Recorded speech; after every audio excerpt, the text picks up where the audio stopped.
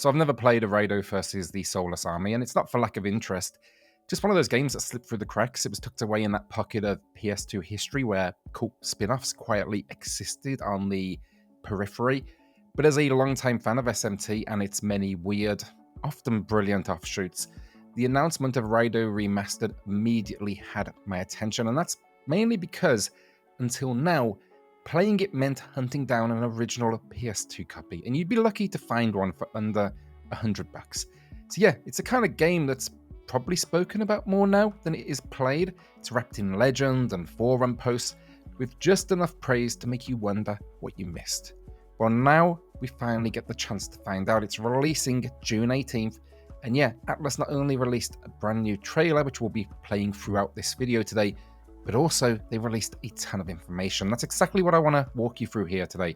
All of that extra information, story, DLC, gameplay changes, all that good stuff.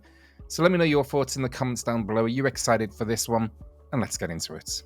Just one quick thing before we get going here. If you do enjoy this video, do me a favor and hit that subscribe button below. Helps out the channel a huge amount. Cheers all. So originally released in 2006, the Soulless Army was Atlus at its most experimental. It's a real-time action RPG set in a fictionalized version of Taisho-era Japan, and it ditched turn-based combat in favor of something faster and stranger. It's part detective drama, part supernatural thriller, and unmistakably SMT beneath its kind of smoky period aesthetic.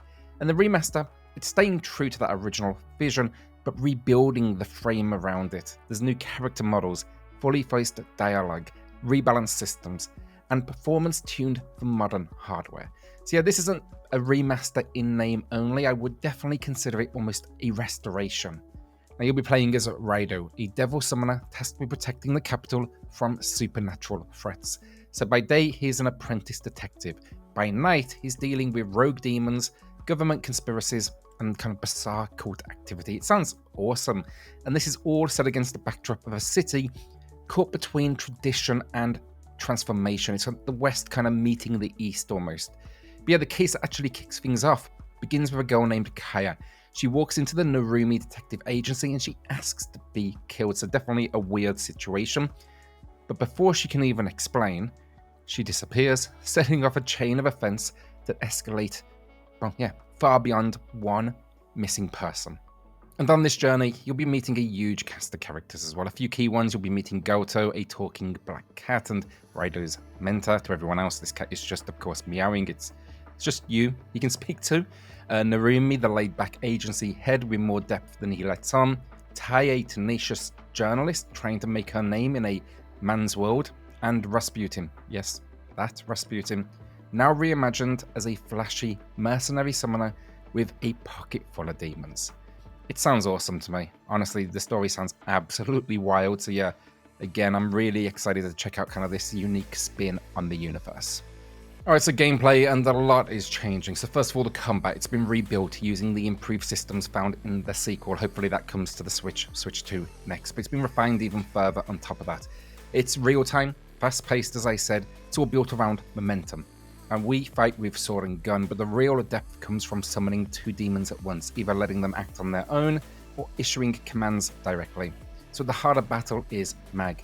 Demons use it to perform skills, and it doesn't regenerate. You actually have to steal it from enemies mid-fight using mag drain. The trade-off is basically constant. Do you go for the big damage, or do you keep your resources flowing? Exploiting weaknesses then, kind of typical, stuns enemies, but it opens them up to Devil's Bane, a punishing counterattack, and eventually Spirit Slash, a screen-clearing finisher for those who keep pressure high. Now, it's not turn-based, but it's also not full action either. It's something, I don't know, stranger, but now it promises to at least feel smoother than ever.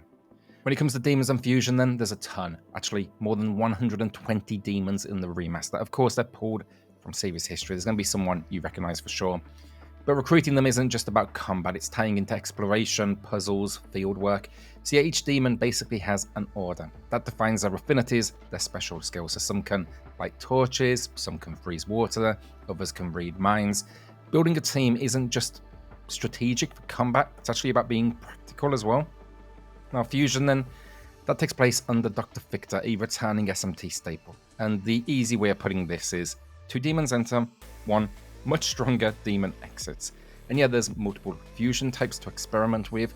There's even a new premium devil chart. This allows you to register and summon duplicates of your favorites. I think that's really cool. But yeah, basically every demon here, when the fusion takes place, can inherit skills as well. That means every fusion is a custom build. So if you want, let's say, a Jack Frost that can heal, or a Fault Demon with fire support, you can make it happen.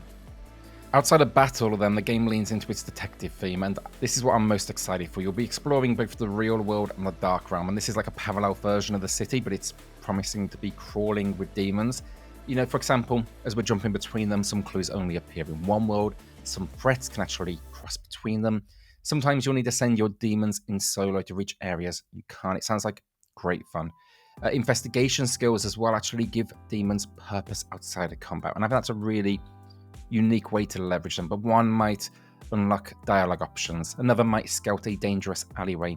There's even rifts, and these are dimensional tears between realms. These act as optional combat zones that offer higher XP payouts and more risk, and that sounds like, to me at least, great fun. It's basically a loop that ties back into the demon system, so every lead, shortcut, and secret is just another reason to actually diversify that team you are running with. And yeah, I think it's another reason to actually go back and explore each of these areas with different builds, because you might uncover new options, new things that you can play with. From a more technical perspective, then, the remaster adds everything you'd hope for: a full English and Japanese voice cast, fast travel via streetcars, quick saves and autosaves, difficulty settings you can swap on the fly, and a detective journal that tracks your progress, objectives, and leads. Even weapon crafting has been expanded. That's through sword alchemy. You can fuse blades with materials to create new gear and unlock special skills. It's just another layer of progression, but one that I believe will respect your time, because it's something you can actually take into combat. So yeah, again, this is a remaster in name only. It's been designed to really make this experience feel fresh to even those that played it what is now near 20 years ago, but at the same time, they've not sacrificed that identity. Just finally then, there is paid DLC too. It's bundled or sold individually. There's like a deluxe edition, digital, whatever they call it today. But yeah, look, some of it offers XP boosts and materials. Don't really care about that personally. Others brings in new demons like Zeus, Artemis. There's even special rift battles and skill books for endgame builds, and not so keen on that personally. It's kind of game changing. I don't know why they're putting demons behind a paywall. But I will say at the same time, probably nothing essential, but basically plenty of optional extras for players who want a little bit more or want it simply, I don't know, faster. They've also confirmed some free DLC will be coming as well, but they're yet to reveal exactly what that actually will, I don't know, entail. So yeah, I'm basically very excited. It's a stylish looking noir flavored anomaly that's been tucked just outside the spotlight of its parent series, but it's being given a second chance, a second life, and for a game like this, I think that matters. You know, might lead to more entries, which I think would be a very good thing for series fans.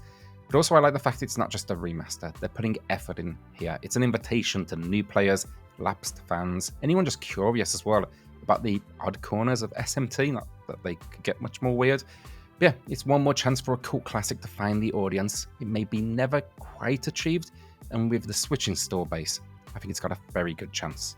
So yeah, it launches June 18th, 2025, PlayStation 4, Nintendo Switch, and PC.